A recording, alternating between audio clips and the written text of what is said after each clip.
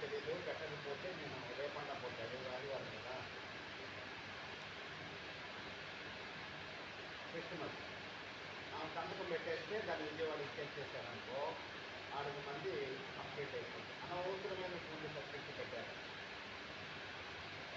చదివే నంబర్లు వేరే వాళ్ళ దాంట్లో చదువుతారేమో, అప్పుడు గొడవ అవుతుంది. వాడికెందుకు చదివేటప్పుడు మామూలుగా దాని గురించి